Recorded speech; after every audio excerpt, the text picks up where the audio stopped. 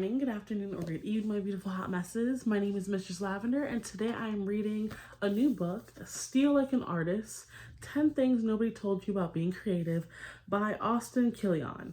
And I just got this book fresh off Amazon Prime. And I'm in the middle of reading The 48 Laws of Power, but it's a very big book, taking long. So I wanted to do an intermission book, finish this, because this book is only 162 pages. That one's like 7,000. So I'm gonna take a little intermission book, then get back to my main book. But yeah, let's have a great day today. Let's read. This is what it looks like, the opening for Boom, whenever Boom gets here. Okay, you got chapter 1, Steal Like an Artist. Chapter 2 is Don't Wait Until You Know Who You Are to Get Started, period. Chapter 3, Write the Book You Want to Read, period. 4, Use Your Hands. 5, Side projects and hobbies are important. And I agree. 6, The Secret, Do good work and share with people. 7, Geography is no longer our master. 8, Be nice. The world is a small town, period. 9, Be boring. It's the only way to get work done. 10, Creativity is subtraction, and then afterward. Okay. I like it. Okay, so we got some quotes. So, art is theft by Pablo Picasso. Immature poets imitate, mature poets steal, bad poets deface what they take, and good poets make it into something better, or at least something different. The good poet wields his theft into a whole of feeling which is unique, utterly different from that from which it was torn. Period. Okay, so this is 19-year-old him. It says, a 19-year-old me could use the advice. I love local pictures. Okay, so all advice is autobiographical. Did I say that word right? I think so. It's one of my theories that when people give you advice, they're really just talking to themselves in the past. That is a fact. Because every time someone gives advice, even if I don't know, I'm like, this is what I think you should do. You know, yeah. This book is me talking to a previous version of myself. I love that. These are things I've learned almost over a decade of trying to figure out how to make art. But a funny thing happened when I started sharing them with others. I realized that they aren't just for artists, they're for everyone. These ideas apply to anyone who's trying to insert some creativity in their life and their work. That should describe all of us. In other words, this book is for you. Whoever you are, whatever you make, let's get started. That's a very good introduction. So 1, Steal Like an Artist. I like how the book is creative. It's different. I don't know, it's cool. So there's like a little picture. Well, I almost dropped the book. Is it worth stealing? And then it's 2 options, yes, no. And then the last move is move on to the next thing. And then, yes, move on to the next thing. Also, yeah. Okay, so how to look at the world like an artist. Every artist gets asked the question, where do you get your ideas? The honest artist answers, I steal them. What does an artist look at how does an artist look at the world? First, you figure out what's worth stealing, then you move on to the next thing. That's about all there is to it. When you look at the world this way, you stop worrying about what's good and what's bad. There's only stuff worth stealing, and there's stuff that's not worth stealing. Everything is up for grabs. If you don't find something worth stealing today, you might find something stealing tomorrow or a month or a year from now. The only art I'll ever study is stuff that I can steal from. David Bowie. Ooh, a bar. Nothing is original. The artist Jonathan Lethium has said that when people call something original, 9 times out of 10, they just don't know the references or the original sources involved. When a good artist understands is that nothing comes from nowhere. All creative work builds on what came before, period. Nothing is completely original. It's right there in the Bible. There is nothing new under the sun. Ecclesiastes 1:9. Some people find this idea depressing, but it fills me with hope. As the French writer André Gide put it, everything that needs to be said has already been said, period. But since no one is listening, everything must be said again. That is really good because that is so true. Like when you see, like, especially artists now or whatever, like it's just stolen from somebody else. A bar. It's why am I giggling? If we're free from the burden of trying to be completely original, we can stop trying to make something out of nothing, and we can embrace influence instead of running away from it. What is originality? Undetected plagiarism, period, by William Ralph Ing. The genealogy of ideas. Every new idea is just a mashup or a remix of one or more previous ideas. Here's a trick they teach you in art school. Draw two parallel lines on a piece of paper. How many lines are there? There's the first line and the second line, but there's negative, but then, blah, blah, blah, blah, blah. But then there's a line of negative space that runs between them. See it? 1 + 1 = 3. Okay, so dad, mom, you, genetics. A good example of genetics, a good example of genetics. You have a mother and you have a father. You possess features from both of them, but the sum of you is bigger than the parts. You're a remix of your mom and dad and all your ancestors. Just as you have a familial genealogy, you also have a genealogy of ideas. You don't get to pick your family, but you get to pick your teachers, and you get to pick your friends, and you can pick the music you listen to, and you can pick the books you read, and you can pick the movies you see. You are, in fact, a mashup of what you choose to let in your life.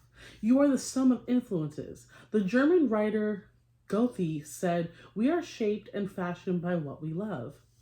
We were kids without feathers, so we found our feathers on wax and on the streets and in history. We got to pick and choose the ancestors who would inspire the world we were going to make for ourselves. Jay-Z. Garbage in, garbage out. The artist is a collector, not a hoarder. Mind you, there's a difference. Hoarders collect indiscriminately.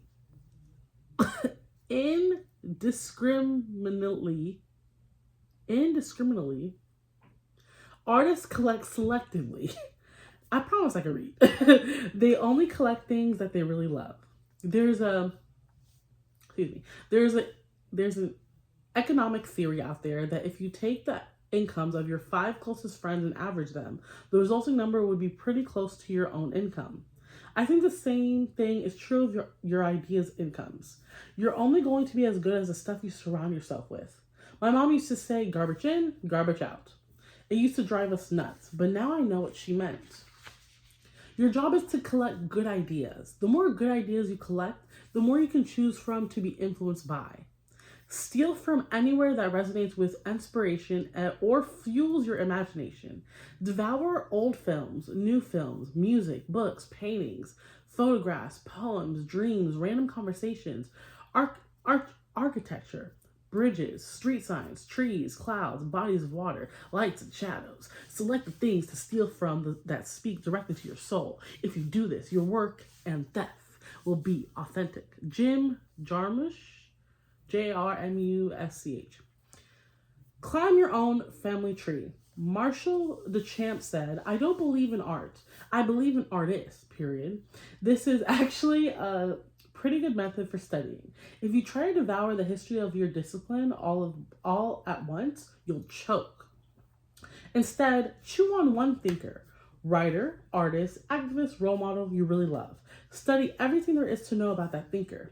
Then find 3 people that thinker loved and find out everything about them. Repeat this as many times as you can.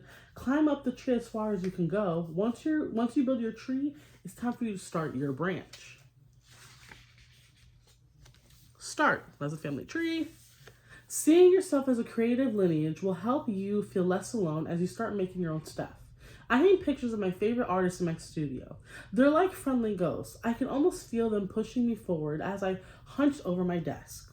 The great thing about dead and remote masters is that they can't refuse you as an apprentice. You can learn whatever you want from them. They left their lesson plans in their work. Okay, I think this is chapter 2, so I'm gonna stop there. So I'm on page 19. What was chapter 2 again? What was chapter 2? Oh, I didn't even finish chapter. I'm still on chapter 1. Oh, excuse me. I'm still on chapter 1. Dang. Am I a slow reader? Dang. Oh, wow. Okay, let's finish chapter 1. Yeah. I'm almost done yet. Okay, so school yourself. Right? I'm on that page, yeah. School is one thing. Education is another. The two don't always overlap. Whether you're in school or not, it's always your job to get yourself an education. You have to be curious about the world in which you live. Look things up. Chase down every reference. Go deeper than anyone else. That's how you'll get ahead. Google everything. I mean everything. Google your dreams. Google your problems. Don't ask a question before you Google it. You'll either find the answer or it'll come up with a better question. Whether I went to school or not, I always study. RZA or RZA, I think. Always be reading. Go to the library. There's magic in being surrounded by books. Get lost in the stacks. Read bibliographies. It's not the book you start with. It's the book that book leads you to. Period. Collect books. Even if you don't plan on reading them right away, nothing is more important than an unread library. Don't worry about doing research. Just search. Save your thieves for later. Thefts for later. Carry a notebook and a pen wherever you go. Get used to pulling it out and jotting down your thoughts and observations. Copy your favorite pages out of books. Record overheard conversations. Doodle when you're on the phone. Go to whatever lengths necessary to make sure you always have paper on you. Artist David Hockney had all the inside pockets of his suit jackets tailored to fit a sketchbook. The musician Arthur Russell liked to wear shirts with 2 front pockets so he could fill them with scraps of score sheets. Keep a swipe file. It's just what it sounds like. A file to keep track of your stuff you swipe from others. It can be digital or an analog. It doesn't matter what form it takes as long as it works. You can keep a scrapbook and cut and paste things into it. Or you can just take pictures of things with your camera phone. See something worth stealing? Put it in a file swipe. Need a little inspiration? Open up the swipe file. Newspaper reporters call this a morgue file. I like that name even better. Your morgue file is where you keep all the dead things that you'll later reanimate into your work. It is better to take what does not belong to you than to let it lie around neglected. Mark Twain. Okay, there we go. Now I'm on chapter 2. So next episode will be, don't wait until you know who you are to get started. A fact. This is a good book, so I'm not gonna lie, I'm having fun with it. Yeah, so chapter 2, that's gonna be page. Next episode is 27. But again, I'm Mistress Lavender. Thank you for coming to my hot mess of a YouTube channel where I just read and I like to listen to myself talk, honestly. Like, I sound amazing. And I know you like my voice, you know what I'm saying? So you might as well like, comment, and subscribe. And of course, turn your post notifications on. Because watch, when I blow up, like, you know what I'm saying? Like, my YouTube goes, pew. You're gonna be like, wow, I was here from day 1. So be a day 1, you know what I'm saying? Be a day 1 now. See you next episode.